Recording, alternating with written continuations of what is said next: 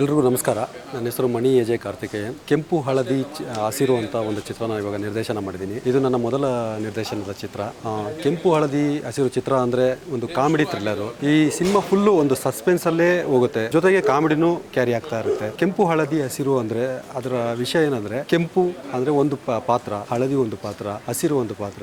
ಈ ಮೂರು ಜನ ಆ ಕೆಂಪುಗೆ ಏನಂದ್ರೆ ಸ್ಟಾಪ್, ನಿಲ್ಲು, ಯೋಚಿಸು, ಮುಂದುವರಿ ಅಂತ ಇರುತ್ತಲ್ಲ, ಆ ಟೈಪ್ ಈ ಪಾತ್ರಗಳು ಮುಂದುವರಿತಾ ಇರುತ್ತೆ. ಈ ಮೂರು ಜನ, ಈ ಕಥೆಯಲ್ಲಿ ವಿಷಯ ಏನಂದ್ರೆ, ನಮ್ಮ ಡೆಲಿವರಿ ಬಾಯ್ಸ್ ತರ ಒಂದು ಮೂರು ಜನ ಇರ್ತಾರೆ. ಅವ್ರ ಜೀವನದಲ್ಲಿ ಏನೇನು ಎದುರಾಗುತ್ತೆ, ಅವ್ರು ಎದುರಿಸಬೇಕಾದ್ರೆ ಅದಕ್ಕೆ ಏನು ಉತ್ತರ ಸಿಗುತ್ತೆ, ಉತ್ತರ ಸಿಕ್ಕ ಮೇಲೆ ಅದನ್ನ ಇವ್ರು ಹೇಗೆ ಎದುರಿಸ್ತಾರೆ ಅನ್ನೋದೇ ಟೋಟಲ್ ಕತೆ. ಟೋಟಲಿ ನಿಮಗೆ ಕಮರ್ಷಿಯಲಿ, ಸಸ್ಪೆನ್ಸ್ ಆಗಿ, ಕಾಮಿಡಿಯಾಗಿ, ಎಂಟರ್ಟೈನ್ಮೆಂಟ್ ಆಗಿರುತ್ತೆ. ಕೊನೆಗೊಂದು ಫೈನಲಿ ಒಂದು ಟ್ವಿಸ್ಟ್ ಅಂತ ಏನಿರಬೇಕೋ ಆ ತರ ಒಂದು ಟ್ರೈ ಮಾಡಿದೀವಿ. ಅದು ನಿಮ್ಗೆ ಇಷ್ಟ ಆಗುತ್ತೆ ಅನ್ಸುತ್ತೆ. ಸಿನಿಮಾ ಬಗ್ಗೆ ಟೋಟಲಿ ಏನ್ ಹೇಳ್ಬೇಕಂದ್ರೆ, ಒಂದು ವೀಕೆಂಡ್ ಅಲ್ಲಿ ಒಂದು ಫ್ಯಾಮಿಲಿ ಸಮೇತ ಬಂದು ಸಿನಿಮಾ ನೋಡಿ ಖುಷಿಯಾಗಿ ಹೋಗ್ಬೇಕು ಅಂದ್ರೆ ಈ ಸಿನಿಮಾನ ನೋಡ್ಬೋದು ಅಂತ ನಾನು ಧೈರ್ಯ ಕೊಡ್ತೀನಿ. ನಿಮ್ಮೆಲ್ಲರ ಆಶೀರ್ವಾದ ನಮಗಿರಬೇಕು. ಈ ಚಿತ್ರನ ಉಡುಪಿ, ಮಂಗಳೂರು, ದಕ್ಷಿಣ ಕನ್ನಡ ಫುಲ್ ಒಂದು 28 ಡೇಸ್ ಶೂಟ್ ಮಾಡಿದ್ದೀವಿ. ಆಲ್ಮೋಸ್ಟ್ ಅಲ್ಲೇ ಎಲ್ಲ ಕವರ್ ಮಾಡಿದ್ದೀವಿ.